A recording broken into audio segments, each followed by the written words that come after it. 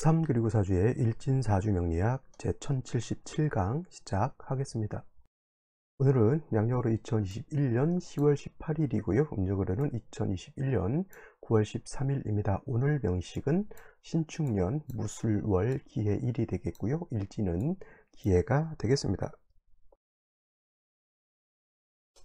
자, 오늘 살펴볼 사주 명식은 일간, 기토일간이 술월에 태어난 사주 명식이 되겠습니다. 자, 기토일간이 술월에 태어나게 되면 어떻게 사주를 배합하는 것인지 한번 알아볼 것인데, 어저께 일단 무토라고 하는 것에 대해서 공부를 했습니다. 같은 토라고 하는 것이죠. 그래서 이 토라고 하는 것은 오행으로 토라고 하는 것이 있는데, 토라고 하는 것은 어저께도 설명드렸지만 만물이 자생할 수 있는 삶의 터전과 같은 것이고, 삶의 기반, 삶의 터전, 뭐 살아오고 지금 집안 내지는 환경과 같은 그런 것에 해당이 되죠. 모든 만물, 사람이든 동물이든 식물이든 이 토라고 하는 것을, 땅이라고 하는 것을 딛지 않고는 살 수가 없습니다. 아무리 하늘을 나는 새라고 하더라도 어느 정도 됐을 때는 새도 살아야 되는 것이죠. 새도 앉아서 쉬어야 되는 것이죠. 가끔 이런 거 볼 때가 있어요. 물이라고 하는 것도 있잖아요. 물이라고 하는 것도 땅이 있어서 물을 이렇게 고이게 해줄 수 있을 때 물이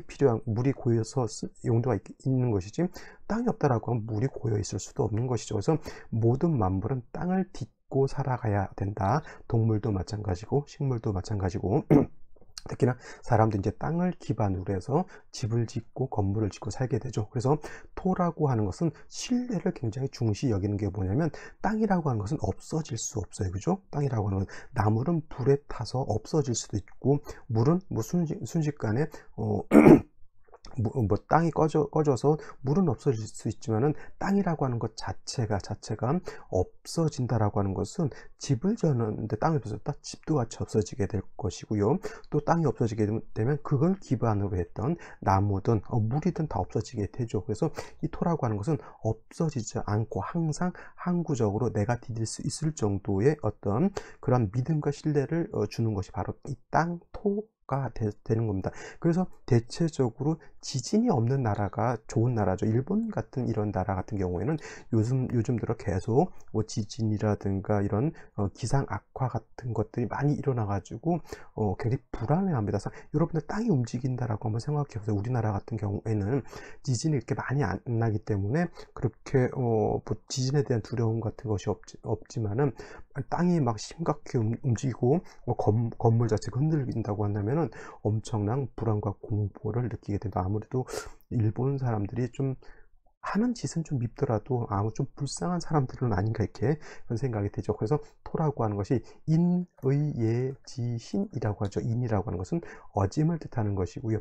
의라고 하는 것은 의로움을 뜻하는 것이죠. 그 다음에 예라고 하는 것은 예절 같은 것, 지는 지혜를 뜻하는 것이고, 이 신이라고 하는 것은 말했던 믿음이라든가 신뢰를 뜻하는 것인데, 바로 토가 이 인의예지신 중에서 신뢰, 믿음을 주관하게 된다라고 볼 수가 있습니다. 또 토라고 하는 것은 나무도 거기에 뿌리를 박고 살아야 되지만, 사람도 그 땅의 영향을 받게 되죠. 신토불이라고 하는 말 있죠. 신토불이, 몸과 땅은 두 가지가 아니라 하나다라고 하는 것이죠. 땅의 영향을 이렇게 받게 됩니다. 땅이라고 하는 것, 옥토가 돼야지만 좋은 땅이죠. 우리나라 인삼이 이렇게 세계적으로 굉장히 인기가 있습니다. 근데 이 중국 같은 데서도 인삼을 심지 않는 것은 아니지만은, 땅이 굉장히 좀 뭐랄까, 좀 차이가 있는 것 같아요. 똑같은 인삼을 심는다 하더라도 중국에 심으면 인삼이 잘 자랍니다. 거의 뭐 무같이 이렇게 아주 그냥 쑥쑥쑥 자라고 그러긴 하는데,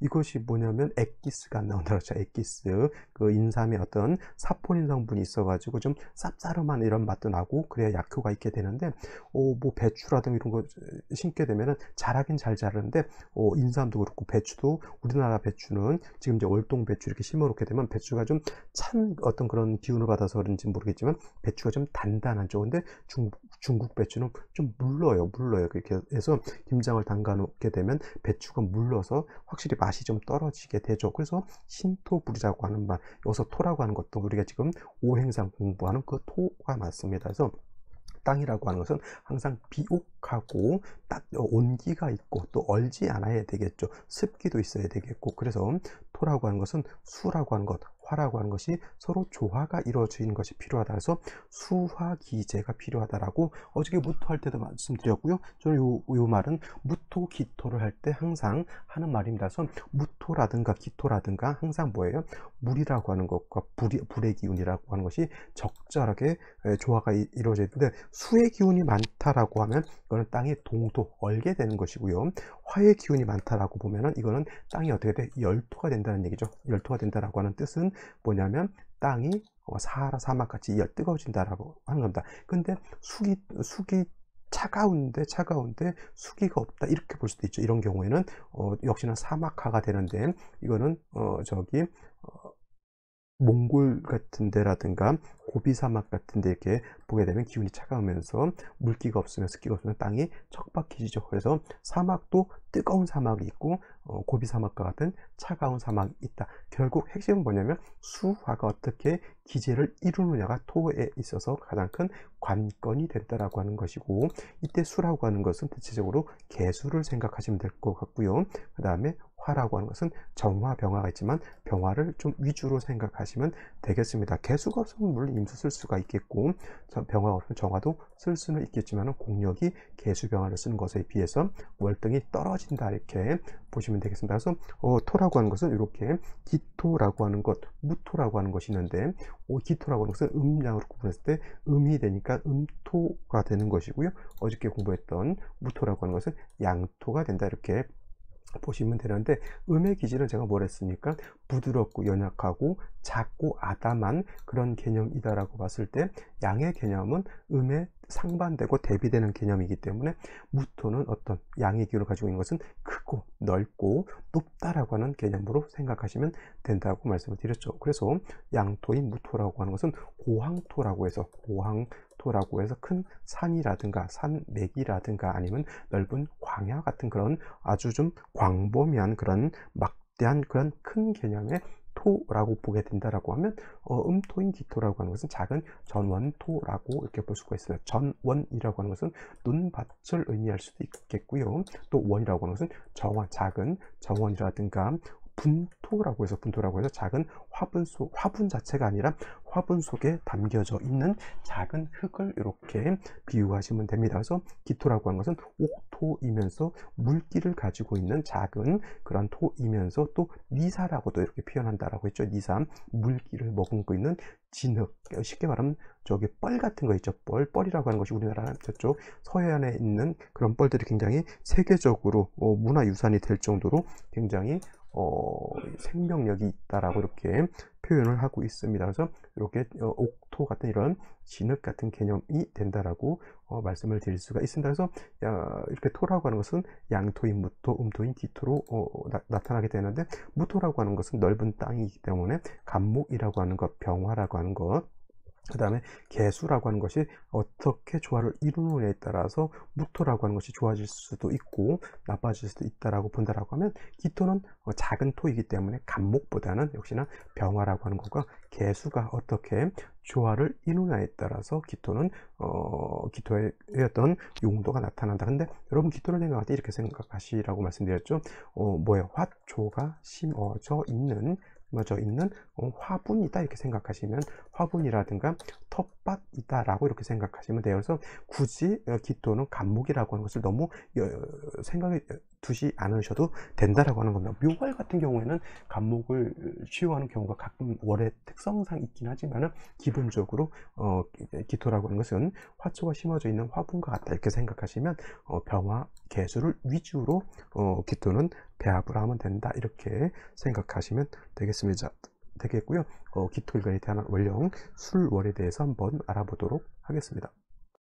자, 기토일간이 태어난 월령 술월에 대해서 한번 살펴볼 것인데요. 이제 술월이 된 지도 언제 한 10일에서 11일 정도 이렇게 되는 것 같죠. 술월은 절기는 한로와 상강이라고, 상관이 아니라 상강으로 이렇게 구분이 되면서, 요번 주 23일 정도가 이제 상강 정도 되죠. 상강이라고 하는 뜻은 뭐예요?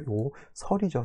설이는 이슬하고는 다르죠. 이슬은 얼음으로 변하지 않은 상태, 물의 상태지만 조금 차가운 그런 기운을 가지고 있는 것이 이슬이다라고 하면, 설이는 이제 물이 이제 이슬이 살짝 얼어 있는 상태 이렇게 되고, 이것이 좀 더 얼게 되면 이제 눈으로 변할 수도 있게 되겠죠. 그래서 술월이라고 하는 계절은 겨울 해자축월처럼 그렇게 얼음이 얼 정도의 그런 추운 계절은 아니지만, 이슬이 내리는 한로, 그 다음에 서리가 내리는 상강으로 구분되어 있다. 그래서 술월이라고 하는 것은 기운은 차갑고 어떻게 했다, 건조하다라고 하는 것을 제가 꼭 명심해야 된다라고 말씀을 드렸습니다. 신월 같은 경우에는 임수가 있기 때문에 그렇게 건조하다라고 보지 않지만은, 유월과 술월은 어떻다, 건조하다라고 하는 것. 미월도 건조하겠죠. 미월도. 그 다음에 4월 5월도 수기가 없게 되면은 건조합니다. 그래서 4, 5, 미월, 6월, 술월은 어떤 일간이든 간에 종격이 되지 않는다라고 하면 항상 개수 한 점 정도는 있어서 이 건조한 기후를 갖다가 좀 촉촉하게, 토는 윤토하는 것이고 목은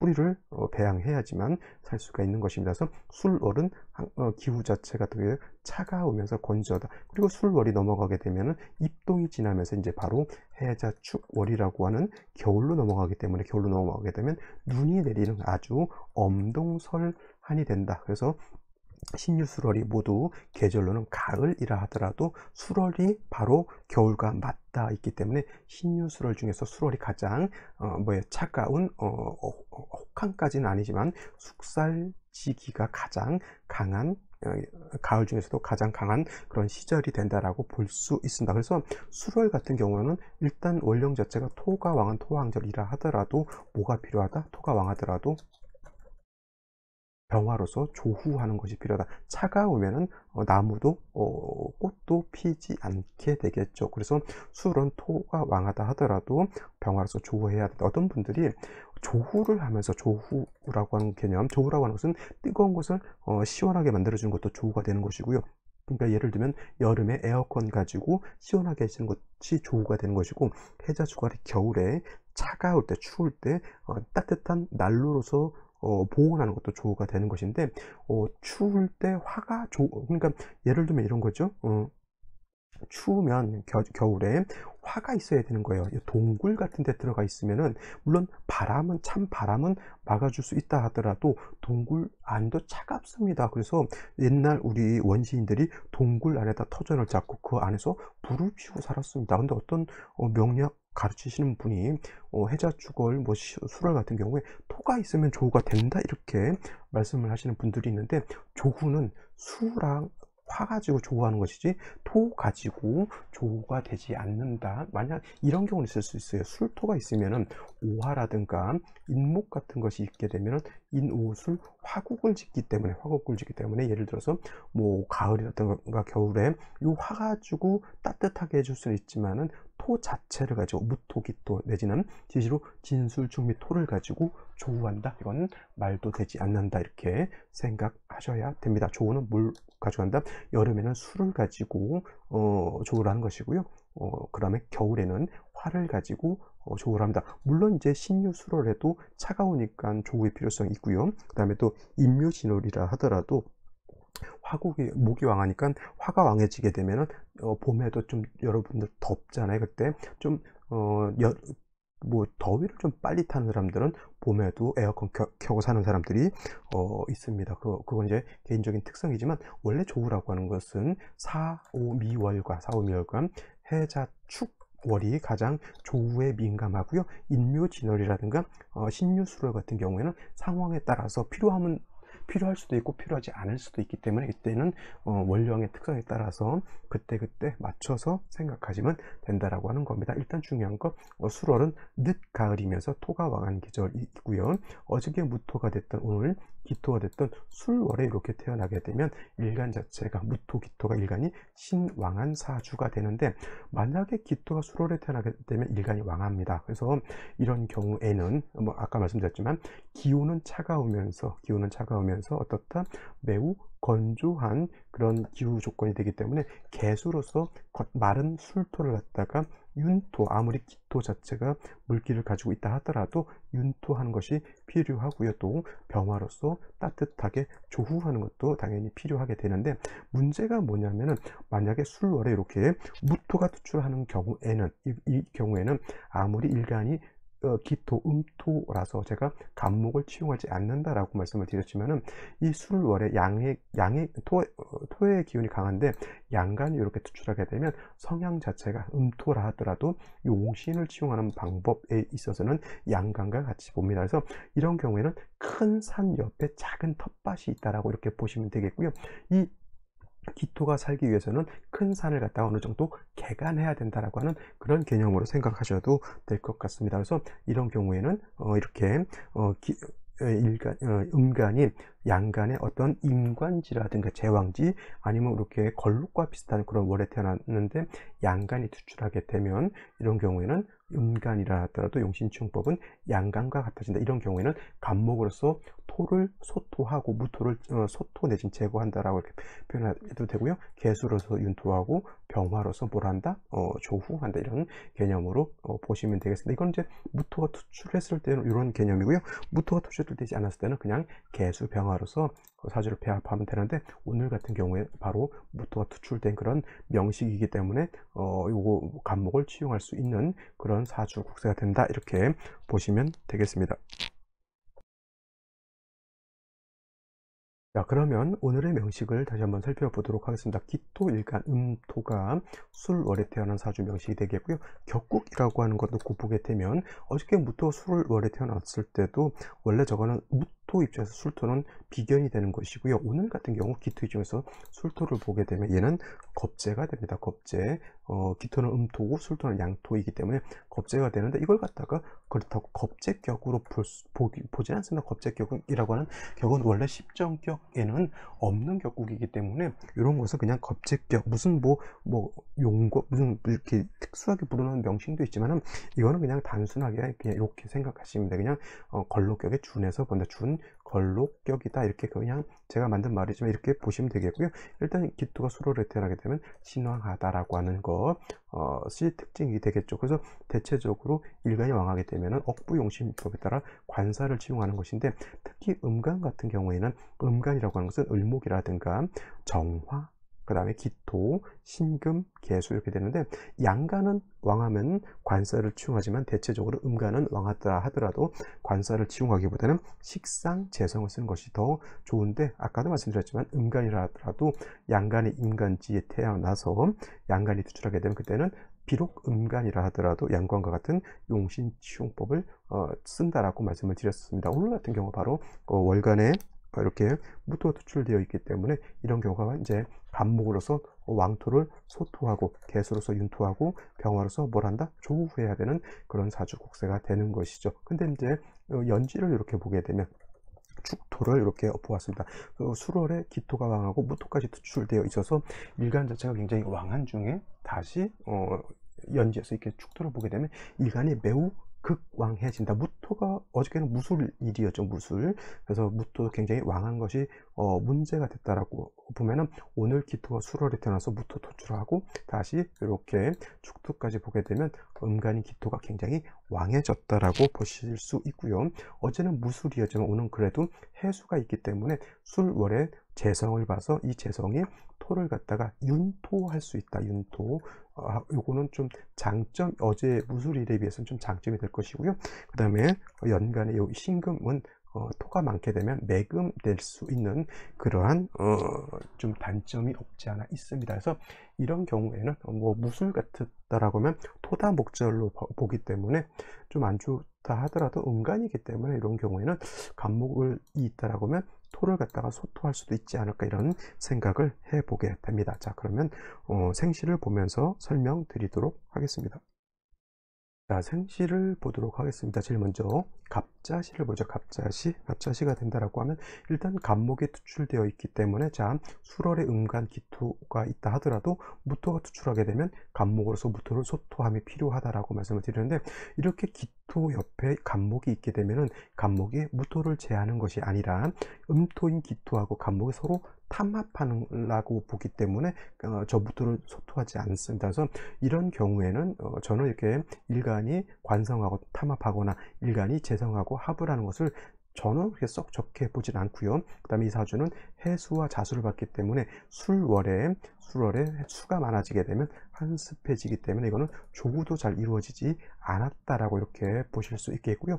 비슷한 갑술시 이렇게 본다 하더라도 이 또한 마찬가지예요. 기토하고 갑목이 서로 하는 상황에서 술토까지 왔기 때문에 토는 더 왕해지게 되고, 그 다음에 수는 뭐 이렇게 해수 자체가 뭐 왕토에 의해서 파악돼서 못 쓴다라고는 보지 않는다 하더라도 역시나 화가 없고 갑목의 뿌리가 좀 약하고 또 갑목이 기토하고 이렇게 합을 하고 있기 때문에 저 같은 경우는 갑자시, 갑술시, 그 다음에 을축시, 을해시 같은 경우에는 저 같은 경우는 좀 추천드리기가 좀 어렵고요. 제가 괜찮게 보는 생시는 바로 병인시가 되겠죠. 이렇게 되게 되면은 수기가 있고요. 또 인해 한목도 하게 되고, 그 다음에 병화라고 하는 것이 인해 뿌리를 두고 투출됐죠. 그 다음에 목도 얻었기 때문에 요 같은 경우에는 무토가 투출되어 있다 하더라도 일간도 세력이 있게 되고요. 그 다음에 병화로서 조우도 하게 되고, 그 다음에 해중 임수로서 윤토도 하게 되겠죠. 이거는 여명으로 가도 나쁘지 않고요. 남명으로 가도 그렇게 나쁘지 않은 생시가 됩니다. 근데 이때가 새벽 3시 반에서 5시 반 정도 되기 때문에 이때 아이를 낳는 것은 조금 어렵지 않을까. 자연분만이 아니고서는 병원에서 이때 날짜를 잘 안 잡아주죠. 자, 그래서 저는 오늘 같은 경우는 병인시가 좀 괜찮은 생시로 보이고요. 정묘시 같은 경우에는 같은 화를 보고 목을 봤다 하더라도 정화 가지고 조우한다라고 하는 개념 매우 좀 부족하다라고 볼 수가 있겠고, 무진시 같은 경우에는 토왕절에 다시 토가 왕해지게 되니까 이런 경우는 종격 안 됩니다. 이거 가지고 토가 왕하니까 전왕격으로서 종격이라기보다는 전왕격으로서 이거를 가세격으로 볼 수 있지 않을까 이렇게 보시는 분들도 있는데, 금이 있는 건 상관이 없죠. 이렇게 해수를 가지고 있고 해중의 갑목, 인중의 을목을 가지고 있으면 되지도 않지만 만약에 된다 하더라도 이거는 파격이 되는 그런 좋지 않은 국세가 될 수가 있겠고요. 기사시 같은 경우는 여러분 이런 건 생각하지 마십시오. 사해충 이거 결코 좋은 생시가 되지 않고요. 화가 일단 필요한 그런 국세가 되니까 경호시 같은 거, 토를 갖다가 예를 들어서 갑목으로 소토 못한다 하더라도 이렇게 신금이 투출돼서 토의 기운을 설기순세하는 것도 나쁘지 않고, 일단 미약하지만 오화가 있어서 조우도 할 수 있기 때문에 이 정도 병인시에 비하면 제가 봤을 때는 경호시가 조금 국세는 떨어진다 하더라도 경호시는 나쁘지 않은 그런 생시라고 이렇게 볼 수가 있겠고요. 임신시라든가 계유시가 됐을 때는 이거는 여명으로 태어나게 되면은 초년의 수운이죠. 이거는 무술 월이기 때문에 기토 자체가 약하진 않지만은 상관하고 재성도 세력이 있습니다. 그래서 이런 경우에는 딴 건 필요 없고요. 일단 조후가 돼야 돼요. 조후.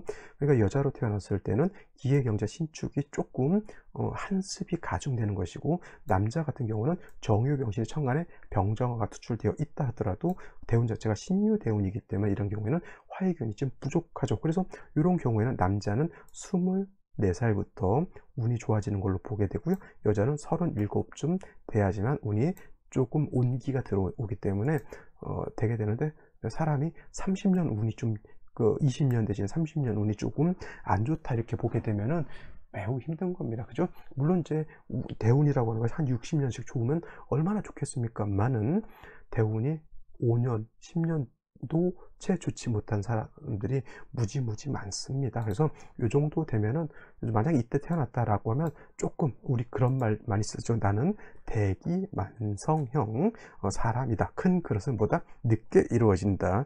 꾸준히 노력하고 갈고 닦아서 나중에 언젠가는 그래도 빛을 볼 수 있는 그런 사주라고 이렇게 볼 수가 있겠습니다. 이런 경우 계요시도 마찬가지겠죠. 반드시 온기가 들어와야 된다라고 하는 것.